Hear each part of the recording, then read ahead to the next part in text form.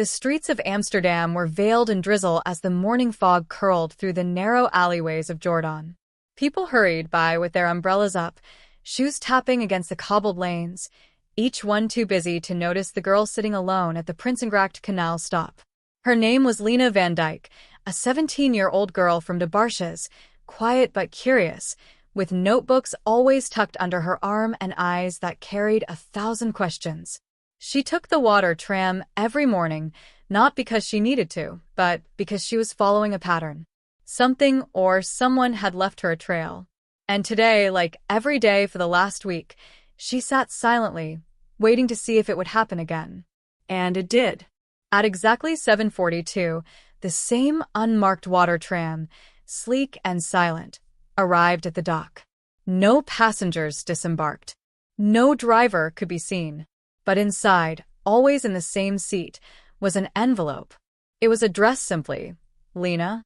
This time, her hands trembled slightly as she opened it. The note inside read, "You saw him. Now you must remember." She looked up. There was no one watching. Or so she thought. Suddenly, a flicker of movement across the canal caught her eye.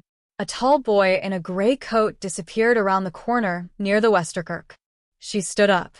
The tram doors opened with a soft hiss, inviting her in. No one was inside.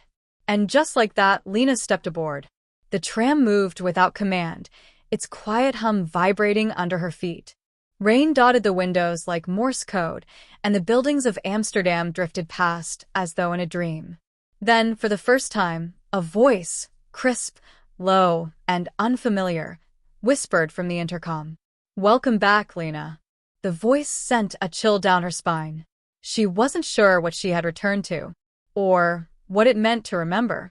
But she knew one thing. This wasn't just a ride. It was the beginning of something she wasn't meant to escape. Lena stepped off the water tram near the Anne Frank house, her footsteps echoing along the empty walkway. The rain had stopped, but the air felt thick, as if it were holding its breath. She looked around for the boy she had seen earlier, the one in the gray coat. He stood just beneath the Westertoren, leaning against a stone wall, hands in his pockets. His gaze met hers like he had been expecting her all along. "You found the first piece," he said without introduction. Lena hesitated. "Who are you?" He didn't answer. Instead, he handed her a folded piece of paper. "Your name wasn't always Lena. You've forgotten who you are." Her fingers trembled as she unfolded the note. It contained a map. But not of Amsterdam as it was. It was a version of the city with streets that no longer existed, buildings erased by time. "Follow it," he said, "before they find you again." She wanted to ask more, but he had already disappeared down the alley behind the bell tower. That evening, Lena followed the map to a place not listed on any tourist guide, an overgrown alley between a cheese shop and an abandoned bookbinder's near Spuistrat. The rain returned in a drizzle, soft and cold against her cheeks. The alley led her to a narrow street, its stones mismatched, its lamps still lit with gas. Everything felt misplaced, like a memory trying to reform itself. She walked slowly, observing. On one wall, faded letters appeared beneath the peeling paint. "Kitsch niet achterom. Don't look back." At the end of the street, an old bicycle shop stood in silence.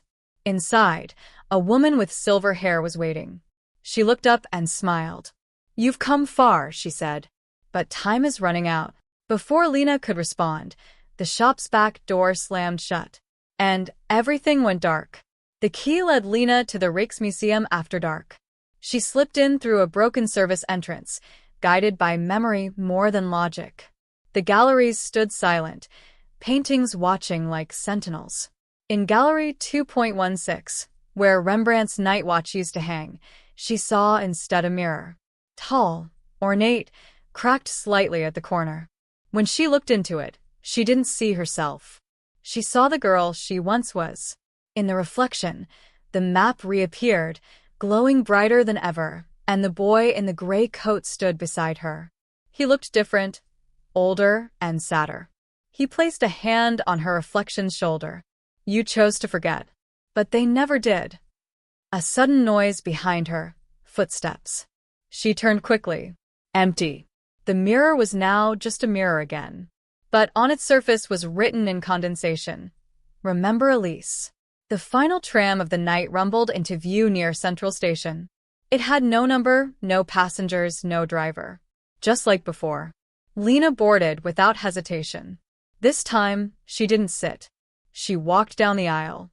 Every window flashed a different part of the past, her laughing with a girl in a red scarf, crying outside a burning house, hiding something beneath a floorboard. Halfway down the tram, she saw the boy again. He looked at her. "You need to go back." "To where?" she asked. "To the place you first broke the promise." She didn't know what that meant, but deep down, part of her did. The tram jolted, and suddenly they weren't in Amsterdam anymore. They were in a village, a place from before. It was quiet. No cars. No electricity. Just stone paths, candlelight, and the smell of wet earth. Lena walked the village alone. People passed her without seeing her. She wasn't part of this world, not yet. A child ran past her, laughing, clutching a paper bird. She followed him to a square where a clock tower stood. Its hands didn't move. Inside the clock tower, she found another envelope, sealed with red wax. Inside it, a photo of her and the boy. They looked younger, happier. On the back, "We chose to forget, but it never forgot us."